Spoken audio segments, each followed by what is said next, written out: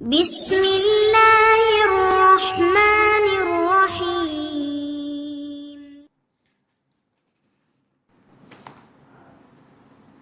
அஸ்ஸலாமு அலைக்கும் வரஹ்மத்துல்லாஹி வபரகாத்துஹு. அன்பிற்குரிய சகோதர சகோதரிகளே, நீங்களும் ஆலிம்களாகலாம் என்ற பாடத்தில் திங்கள் செவ்வாய் ஆகிய 2 நாட்கள் சஹீஹுல் புகாரி என்கிற ஹதீஸ் நூலின் நேரடி தமிழாக்கத்தையும் தேவைப்படும் விளக்கங்களையும் பார்த்து வருகிறோம். இதுவரை 176 ஹதீஸ்களை பார்த்து முடித்திருக்கிறோம். இன்றைக்கு 177வது ஹதீஸ். அதில் என்ன வருதுன்னா, ஹத்தசனா அபுல் வலீத். அபுல் வலீத் என்பார் நமக்கு அறிவித்தார். கால, அவர் சொல்கிறார், ஹத்தசனா சுஃபியான் இப்னு உயைனா. சுஃபியான் இப்னு உயைனா நமக்கு சொன்னார். அவர் யார் வழியாக சொன்னார்ன்னு கேட்டால், அனி ஜுஹ்ரி. ஜுஹ்ரி என்பார் வழியாக ஹத்தச அனி ஜுஹ்ரி. ஜுஹ்ரி வழியாக அறிவித்தார். ஹத்தசன்னு நம்ம வச்சுக்கிறணும். அவர் அறிவிக்கிறார் an Abbad Ibn தமீமின். Abbad Ibn Tamim என்பவர் வழியாக அறிவிக்கிறார். அவர் அறிவிக்கிறார் அன் அம்மிஹி. அம்மு என்று சொன்னால் சிறிய தந்தை பெரிய தந்தை 2 பேருக்கும் உள்ள வார்த்தை.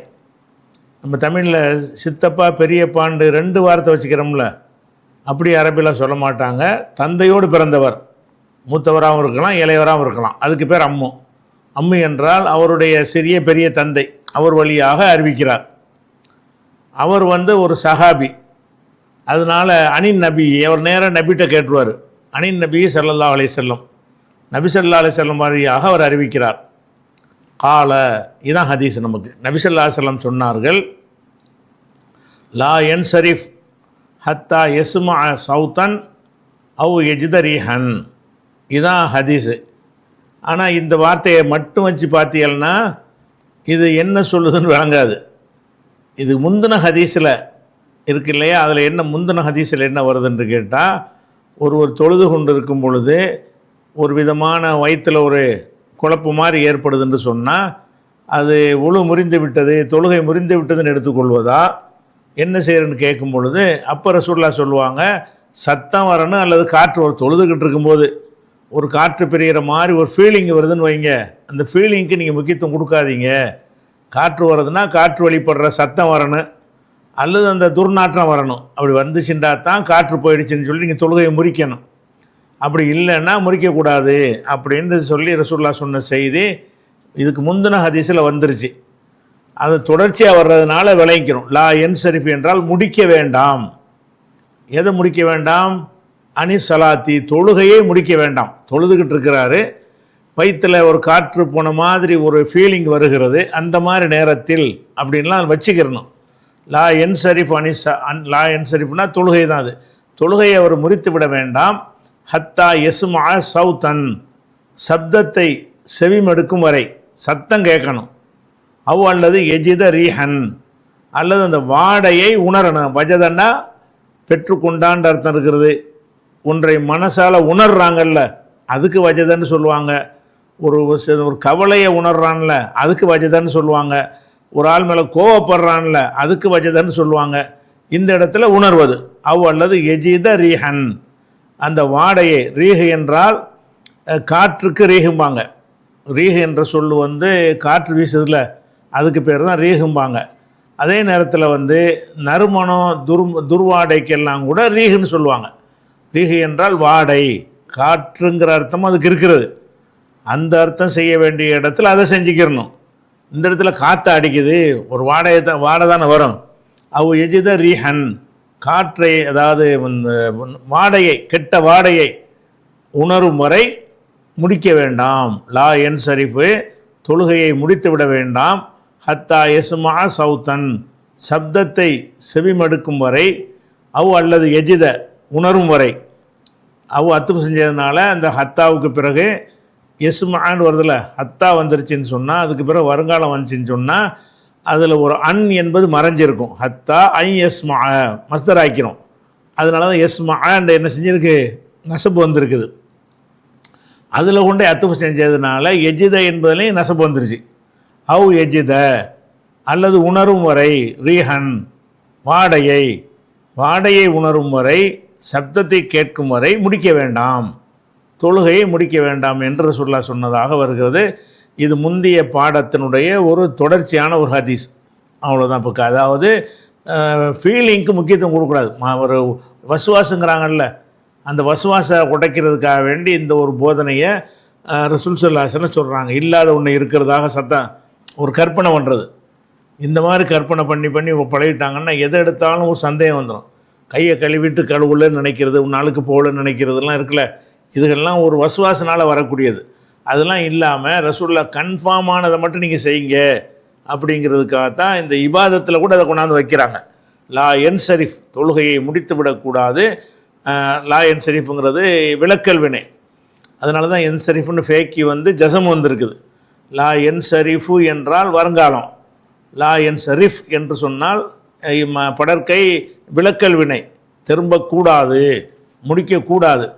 அத்தா எசுமா சௌத்தன், சப்தத்தை செவிமடுக்கும் வரை, அவ் எஜித ரீஹன், வாடையை உணரும் வரை அப்படி செய்யக்கூடாதுன்ட்டாங்க. இதில் பெரிய ஆராய்ச்சிக்குரிய விஷயம் கிடையாது, ஒன்றும் கிடையாது. அடுத்தது 178வது ஹதீஸ். ஹத்தசனா குதைபா பின் சயீத். குதைபா பின் சயீத் என்பவர் நமக்கு சொன்னார். கால, அவர் சொன்னார். ஹத்தசனா ஜரீருன், ஜரீர் என்பவர் நமக்கு சொன்னார். அவர் யார் வழியாக சொன்னார்னா, ஹத்தச அனில் ஆமஷி, ஆமஷ் என்பார் வழியாக அவர் அறிவித்தார். இந்த ஆமஷ் என்ன பண்ணார்னு கேட்டால், முன்திரின், முந்திரி என்பார் வழியாக அறிவிக்கிறார். முந்திரி என்று பல பேர் இருப்பாங்க.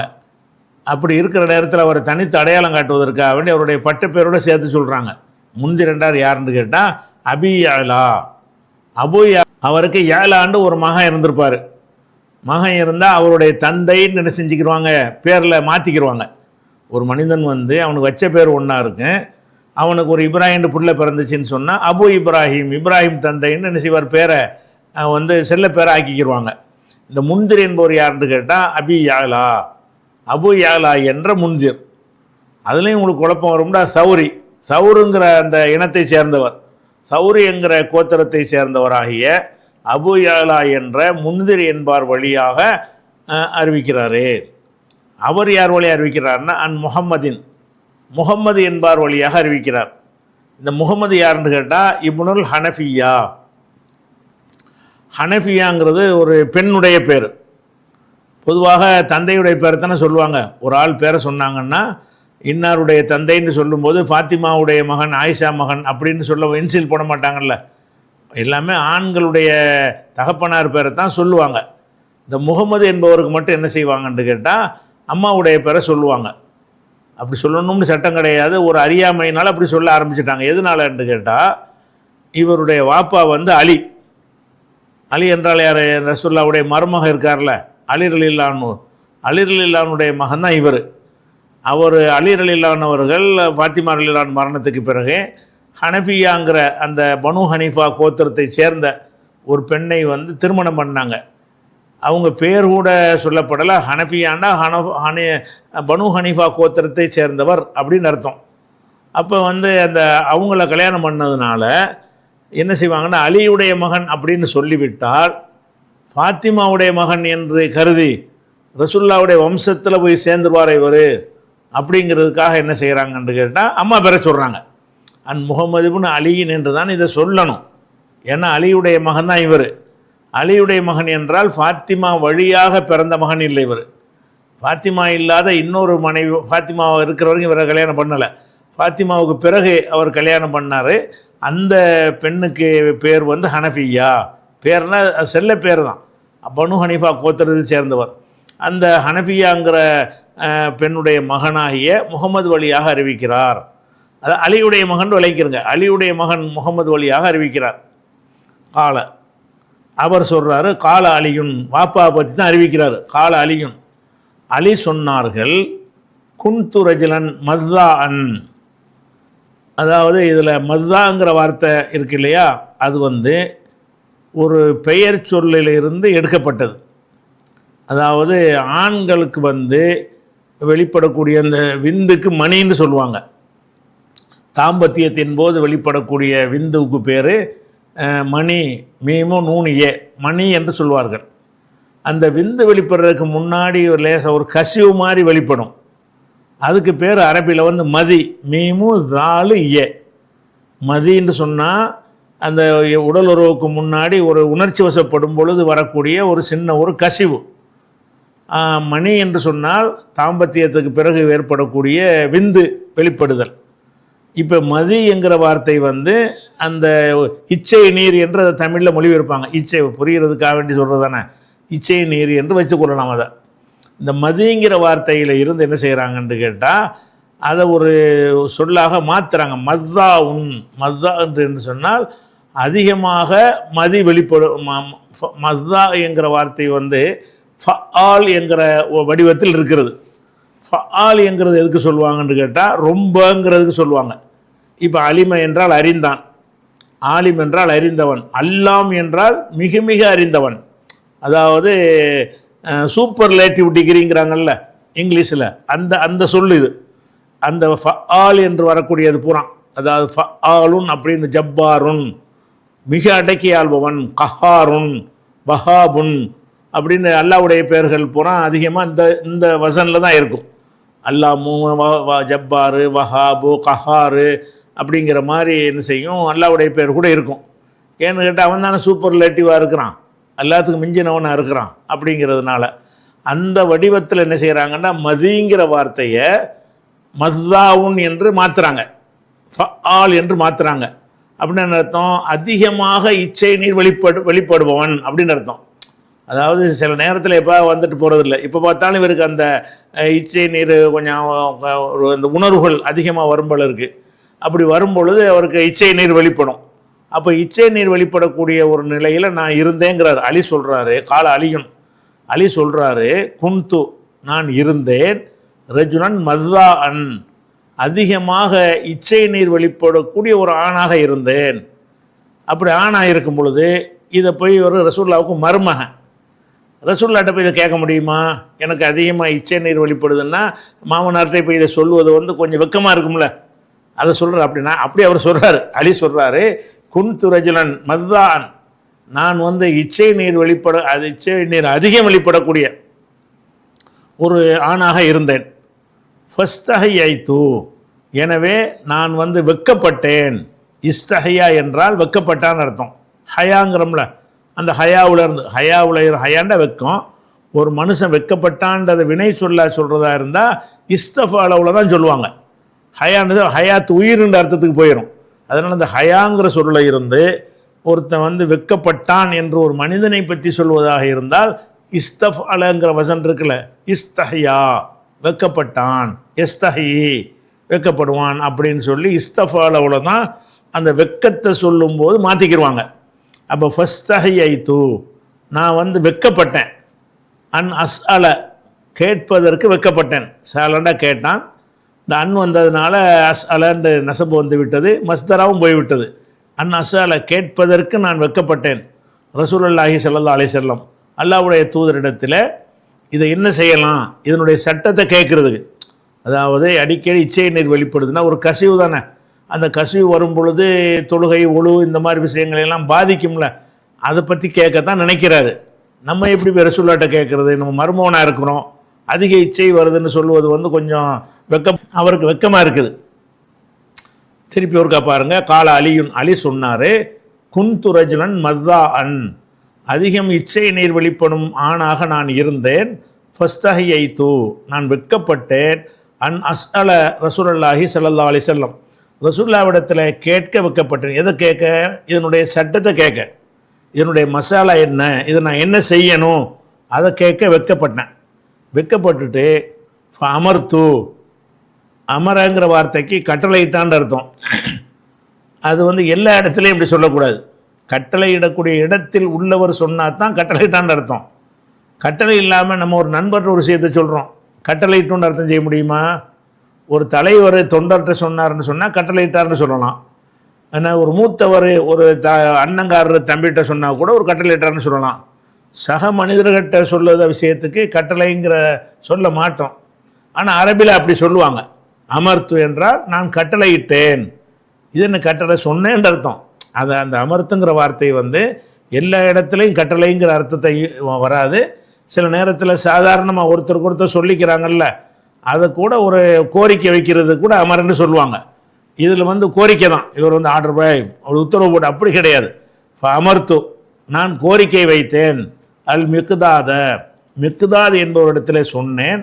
மிக்தாத் யாருன்னு கேட்டால் இப்னுல் அஸ்வதி, அஸ்வதுடைய மகனாகிய மிக்தாத் என்பவர்கிட்ட இவர் சொல்கிறார். அலி சொன்னாராம். என்ன சொன்னார்? நான் கட்டளையிட்டேன்கிறாரு. என்னத்தை கட்டளையிட்டேன்னு சொல்லலை, நமக்கு விளங்குது. எதை சொல்லியிருப்பார்? இந்த மாதிரி விஷயம் இருக்குப்பா, எனக்கு ஒரு பிரச்சனை இருக்குது, நீ போய் ரசூலுல்லாஹ்ட்ட கேளு, நான் கேட்குறேன், நான் வெட்கப்படுறேன், நீனே இதுக்கு என்ன இப்படி ஒருத்தர் இப்படி இருந்தாரையானால் அதுக்கு என்ன சட்டம் அப்படின்னு கேளுன்னு சொல்கிறார். அப்போ என்ன கட்டளையிட்டேன்னு அவர் சொல்லாவிட்டாலும் என்ன கட்டளையிட்டார் என்பதை முந்தைய வாசகத்திலிருந்து நம்ம விளங்க முடிகிறது. அமர்த்து, நான் கூறினேன். அல் மிக்தாத் இப்னுல் அஸ்வதி, மிக்தாத் இப்னு அஸ்வதிட்ட நான் கூறினேன். என்ன கூறினேன்? இது பற்றிய சட்டத்தை ரசூலுல்லாஹ்ட்ட கேட்குமாறு கூறினேன். நான் வந்து மர்மூனாக இருக்கிறதுனால வெக்கப்பட்டேன், அவரை விட்டு கேள்வி கேட்க சொன்னேன். சொன்ன உடனே ஃபஸஅலஹு, ஹூ வந்து ரசூலுல்லாஹ், ஃபஸஅலன் நபிய ஸல்லல்லாஹு அலைஹி வஸல்லம், அவர் ரசூலுல்லாஹ்ட்ட போய் கேட்டார். எப்படி கேட்டிருப்பார்? இந்த மாதிரி ஒரு மனிதர்னு சொல்லி கேட்டிருப்பார். ஒரு மனிதருக்கு அதிகமாக இச்சை நீர் வெளிப்பட்டால் அவர் அதுக்காக குளிக்கணுமா அப்படிங்கிற மாதிரி கருத்தில் அவர் கேட்டிருக்கார். ஃபஸஅலஹு, ரசூலுல்லாஹ்விடத்தில் அவர் கேட்டார், மிக்தாது கேட்டார். ஃபகாலனா ஃபகால நபியு ஸல்லல்லாஹு அலைஹி வஸல்லம், அப்போ ரசூலுல்லாஹ் சொன்னார்கள், ஃபீஹி, அந்த மதி இச்சை நீர் விஷயத்தில் அல் ஒழு தான் இருக்கிறது. அப்படி இச்சை நீர் வந்துச்சுன்னு சொன்னால் விந்து வெளிப்பட்டால் குளிக்கிறோம்ல, அப்படி குளிக்க வேண்டிய அவசியம் கிடையாது, ஒழு முறிஞ்சிடும். யூரின் போனோன்னு ஒழு முறிகிற மாதிரி ஒரு இச்சை நீர் வெளிப்பட்டுச்சுன்னா உடனே என்ன செய்கிறேன், ஊர்பை கழுவிட்டு ஒழு செஞ்சுட்டு தொழுவிக்கிறலாம், அதுக்கு குளிக்க வேண்டிய அவசியம் கிடையாது என்று சொன்னார்கள். ஃபகால, அப்போ ரசூலுல்லாஹ் சொன்னார்கள், ஃபீஹி, அதிலே உள்ளது அல் ஒழு செய்தல் உள்ளது, அதாவது லல் குஸ்லு, குளிப்பு அல்ல, குளிப்பு கிடையாது அப்படிங்கிற அர்த்தம் அதுக்குள்ளே அடங்கியிருக்கிறது. இது 178. இதில் என்ன சட்டம்னு கேட்டால், ஒழுவை முறிக்கக்கூடிய காரியங்களில் சிறுநீர் வருவது எப்படி ஒழுவை முறிக்குமோ அதே மாதிரி ஒரு இச்சை நீர், ஒரு கசிவு வெளிப்படுவதும் ஒழுவை முறித்துவிடும். அப்படி கசிவு நீர் வந்தால் அந்த கசிவு நீருங்கிறத சுத்தப்படுத்துறதுக்காக கழுவணும்னு வேறு ஒரு ஹதீஸுகள்லாம் வருது. அதை கழுவி விட்டு பிறகு என்ன செய்யணும், ஒழு செஞ்சிடணும். ஒழு முறிஞ்சு போச்சுன்னு அர்த்தம். ஒழு செஞ்சுட்டு வர்றான் ஒருத்தன், வந்தவன் அவனுக்கு இந்த இச்சை நீர் ஒரு கசிவு ஏற்படுது, ஒழு முறிஞ்சு போச்சுன்னு அர்த்தம். அப்போ ஒழுவை முறிக்கக்கூடிய காரியங்களில் சிறுநீர் எப்படி ஒழுவை முறிக்குமோ அது மாதிரி இதுவும் முறிக்கும் என்றும் இதில் ஒரு சட்டத்தை சொல்வதற்கு தான் இதை கொண்டு வந்திருக்கிறார். அதே மாதிரி இந்த ஹதீஸை பொறுத்த வரைக்கும் ஷோபா என்ன செய்கிறாருன்னா, இதுலேயும் வந்து ஷோபாங்கிறோம் இதில் வரவே இல்லை பாருங்கள். இதில் வர குத்தைபா அறிவிக்கிறாரா, அடுத்த அறிவிப்பாளர் ஜரீர், அடுத்த அறிவிப்பாளர் ஆமஷு, அடுத்த அறிவிப்பாளர் முன்திர், அடுத்த அறிவிப்பாளர் முகமது இப்னு ஹனஃபியா. அப்போ அதுக்கப்புறம் அலின்னு ஆயிடுச்சு. இது ஒன்றாச்சு. ஆனால் வேறு ஒரு ரூட்டில் இந்த ஆமஷிடமிருந்து இப்போ யார் அறிவிக்கிறதா வருது, ஆமஷிடமிருந்து ஜரீர் அறிவிப்பதாக, இது ஆமஷிட்ட இருந்து ஜரீர் அறிவிப்பதாகத்தான் இந்த ஹதீஸில் வருகிறது. இதே விஷயத்தை ஆமஷிடமிருந்து ஷோபா என்பவரும் அறிவித்திருக்கிறார். அப்படி ஒரு அறிவிப்பும் என் கைவசத்தில் இருக்கிறது அப்படின்னு நோட்டு கொடுத்துட்டு போயிடுறார் புகாரி. எப்படி சொல்கிறார் பாருங்கள், ஒரு ரவாஹு ஷோபா, இதே விஷயத்தை ஷோபா அறிவித்திருக்கிறார். அனில் ஆமஷி, ஆமஷ் வழியாக ஷோபாவும் அறிவித்திருக்கிறாரு. இப்போ வந்து ஜரீர் அறிவிப்பதாக நான் பதிவு செஞ்சு இருக்கிறேன். இந்த ஹதீஸ் புகாரி சொல்கிறார், இந்த ஹதீஸை ஆமஷ் என்பாரிடமிருந்து ஜரீர் என்பார் அறிவித்ததாக நான் வந்து பதிவு செஞ்சுருக்கேன்னா இது ஒரு ரூட்டு. இது இல்லாமல் இதே டிட்டோ இதே செய்தியை ஆமஷ் சொன்னதாக ஜரீர் சொன்ன மாதிரி ஷோபாவும் சொல்லியிருக்கிறாரு. இன்னொரு அறிவிப்பாளர் வரிசையும் என்னிடத்தில் உள்ளதுன்னு முழு விவரம் சொல்லாமல் ஒரு நோட்டு மட்டும் கொடுக்குறாரு. எப்படி கொடுக்குறாரு, ஒரு ரவாஹு, இதே செய்தியை அறிவித்திருக்கிறார் ஷோபா, ஷோபா என்பார் அறிவித்திருக்கிறார். அனில் ஆமஷி, ஆமஷ் என்பார் வழியாக ஷோபாவும் அறிவித்திருக்கிறார். அப்போ இது ஒரு ஹதீஸாக இருந்தாலும் இதுக்கு 2 சனது இருக்குங்கிறார். ஆனாலும் அந்த 2 சனது அவர் காட்டாத வரைக்கும் நம்ம என்ன செய்ய முடியாது, 2 சனதாக ஏற்றுக்கிற முடியாது. ஒரு ஹதீஸ் தான் இவர் ஷோபாட்டிருந்து அறிவித்தார். இப்படி சொல்லாமல் மொத்த அறிவிப்பாளர் லிஸ்ட்டையும் போட்டு அவர் சொன்னால் தான் இது ஒரு ஹதீஸ்ன்னு ஒரு கணக்கில் வரும். இது அது பதிவு செய்ய அவர் விரும்பலை. என்ன செஞ்சிட்டார், நோட்டு கொடுத்துட்டு போயிடுவோமேன்னு விட்டார். ஒரு அவாஹு ஷோபா இந்த ஹதீஸை அறிவித்திருக்கிறார். ஷோபா அனில் ஆமஷ் வழியாக அறிவித்திருக்கிறார் என்று அது ஹதீஸ் சம்பந்தமான ரிவாயத்து சம்பந்தமான ஒரு நோட். ஹதீஸுடைய மத்தன் சம்பந்தமான ஒரு நோட்டு கிடையாது, அறிவிப்பாளர் சம்பந்தமான ஒரு நோட்டு கொடுத்துருக்காரு. அதோடு முடிஞ்சிருச்சு. 78 178. அடுத்து 179. இதில் என்ன இருக்குது, ஹத்தசனா சாதிபுன் ஹப்ஸின். எமக்கு சாதிபுன் ஹப்ஸி என்பார் அறிவித்தார். அவர் சொல்கிறார் ஹத்தசனா ஷைபான் என்பார் நமக்கு அறிவித்தார். அவர் யார் வழி அறிவிக்கிறார்? ஷைபான் என்பவர் அன் யஹ்யா, அவர் யஹ்யா என்பவர் வழியாக அவர் அறிவிக்கிறார். இந்த யஹ்யா யார் வழி அறிவிக்கிறார்னா நபி சலமா, அபு சலமா வழியாக. ஹத்தச அன் வர்ற இடத்துல பூரா ஹத்தச என்றோ ரவா என்றோ அக்பர என்றோ ஏதோ ஒரு வார்த்தையை வச்சுக்கிறணும். ஹத்தச அன் அபி சலமா, அபு சலமா வழியாக அவர் அறிவிக்கிறாரு. என்ன அறிவிக்கிறார் என்று கேட்டால், அத்தா அப்னா யசார், அத்தா இப்னு யசார் என்பவர் அக்பரஹு, அவருக்கு அறிவித்ததாக அறிவிக்கிறாரு. அப்போ அபு சலமாவுக்கு அறிவித்தால் யார்? அத்தா இப்னு யசார். என்ன சொல்ற, அத்தா இப்னு யசாரின், அத்தா இப்னு யசார் என்பவர் அக்பரஹு, ஹூண்டா அபு சலமாவுக்கு அறிவித்தார் என்று அவர் சொல்கிறார். அவர் என்ன சொல்கிறாருன்னா அன்ன ஸைத் இப்னு ஹாலிதின் அக்பரஹு. அத்தா இப்னு யசார் சொல்கிறாரு அன்ன ஸைத் இப்னு ஹாலித் அவர்கள் அக்பரஹு, அவருக்கு அறிவித்தார். அப்போ ஸைத் இப்னு ஹாலித் யாருக்கு அறிவிக்கிறாரு? அத்தா இப்னு யசார் என்பவருக்கு அறிவிக்கிறார். என்ன அறிவிக்கிறார்னா அன்னஹு, அந்த ஸைத் இப்னு ஹாலித் என்பவர் சஅல கேட்டார். சஅலனா கொஸ்டின் பண்ணுறது, சுவால் கேள்வி கேட்டார். உஸ்மான் இப்னு அஃபான் ரலியல்லாஹு அன்ஹு, உஸ்மான் ரலியல்லாஹு அன்ஹு அவர்கள்ட்ட அவர் கேட்டார். என்ன கேட்டார்னா குல்து, அது கேட்டது அந்த கேள்வியை இப்படி கொண்டாந்து போடுறார். நான் கேட்டேன். யார்கிட்ட கேட்டேன்? உஸ்மான்கிட்ட கேட்டேன். என்னென்று கேட்டேன்ட்ட ஐத்த. இந்த ஐத்த என்பதை நம்ம ஏற்கனவே பல தடவை விளக்கிட்டோம், இன்னொரு தடவை விளக்கிடுவோம். இந்த ஐத்தங்கிற சொல்லு சர்ஃபு பிரகாரம் என்ன அர்த்தம் செய்யணுமோ அந்த அர்த்தம் இதுக்கு செய்யக்கூடாது. ஐத்தங்கன்னா ரான்னா பார்த்தான். ராவுலேருந்து முன்னிலை எப்படி வரும்? ஐத்தன்னு வரும். ராவ் ராத்தா ஐன ஐத்த. ஐத்தன்னா நீ பார்த்தாய். என்றால் பார்த்தான், ஐத்த என்றால் நீ பார்த்தாய். அதில் ஒரு கேள்விக்குறியை போட்டால் ஐத்த, நீ பார்த்தாயா. ஐத்தன்னா என்ன அர்த்தம்? நீ பார்த்தாயான்றதுக்கு அர்த்தம். நீ பார்த்தாயா என்ற சொல்லுக்கு அர்த்தமாக இருந்தாலும் அதை அதுக்கு அந்த அர்த்தத்திலையும் சில இடத்துல பயன்படுத்துவாங்க. பாதி இடங்களில் அப்படி அர்த்தத்துக்கு வரும். பாதி இடங்களில் சம்பந்தம் இல்லாமல் எனக்கு சொல்லுன்ற அர்த்தத்துக்கு வந்துடும். ஐத்த நீ பார்த்தாயான்ற நேரடி அர்த்தம். ஆனால் அதை எதுக்கு பயன்படுத்துவாங்கன்னா அஹ்பிர்னி, எனக்கு சொல்லு. அது எப்படி நம்ம கூட என்ன சொல்லுவோம், நீ பார்த்துருக்கியான்னு ஒருத்தன்ட்ட கேட்ட என்ன அர்த்தம்? அதை பற்றி எனக்கு சொல்லுன்னு தானே அர்த்தம். அப்படி ஐத்தங்கிறதுக்கு நேரடி அர்த்தம் நீ பார்த்தாயா. இந்த நீ பார்த்தாயா என்பதை எல்லா இடத்துலையும் அந்த பார்த்தாயான்ற அர்த்தம் செய்யக்கூடாது. ஆனால் அகராதி அர்த்தம் அதுதான். அகராதியுடைய அர்த்தம் நீ பார்த்தாயா என்பது தான். ஆனால் அதை எல்லா இடத்துலையும் செஞ்சீங்கன்னா பார்க்குற விஷயமே பின்னாடி வரவே இல்லை. அது அதை ஒரு செய்தியை தான், ஒரு கேள்வி தான் கேட்குறாரு. அதனால் இந்த ஐத்தங்கிறத 2 அர்த்தம் இருக்குது, கவனிச்சுக்கிறணும். இந்த இந்த இந்த இந்த வாசகத்தில் ஐத்தவுக்கு என்ன அர்த்தம் செய்யலாம் அப்படின்னு சிந்திச்சு பார்த்து, நீ பார்த்தாயான்னு ஒரு இப்ராஹிமை நீ பார்த்தியான்னு நம்ம கேட்குறோம். ஐத்த இப்ராஹிமை காணாமப்பா தேடிட்டு இருக்கோம், நீ பார்த்தியான்னு கேட்குறோம். அங்கே பார்த்தாயான்னு அர்த்தம் செய்யணும். அப்படி இல்லாமல் பார்க்கறத பற்றின மேட்டராக அது வரல அப்படின்னு இருந்தால் எனக்கு சொல்லுன்னு அர்த்தமாயிரும். ஐத்தங்கிறது ஒரு முன்னிலை அர்த்தம், ஏவல் வினையோட அர்த்தமாகுது. அர்த்தம் வேறு அர்த்தமாக போகுது. அந்த வேறு அர்த்தம் கூட என்ன அர்த்தமாக வரலன்னா அந்த சென்றகால வினையுடைய அர்த்தமாக வரல. ராங்கிறது சென்ற காலம் தானே.